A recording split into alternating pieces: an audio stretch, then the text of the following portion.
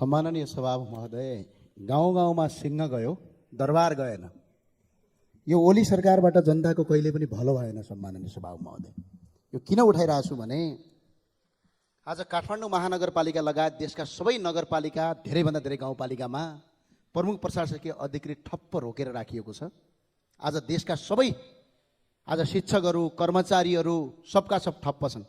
काठमाडौँ महानगरपालिकामा आज सरसफाई गर्ने कर्मचारीले तलब खान पाएका छैनन्। यो ओली सरकारलाई त्यसको पाप लाग्ला। आज यहाँका शिक्षकले तलब पाएका छैनन्। आज तपाईको गएर स्वास्थ्यकर्मीले तलब पाएका छैनन्। आज मेरो जुम्लामा पनि त्यही हालत छ। आज 83,558 जना निजामती कर्मचारीहरू के नेताको घरमा चाकडी गर्न र उनीहरूको घरदैलो अभियान गर्नका लागि नियुक्ति गरेको सम्माननीय सभामुख महोदय, म भन्न चाहन्छु, यदि सरकारलाई त्यो कुरा लाग्छ भने अब आउने स्थानीय तहको चुनाव किन गराएको? आफ्ना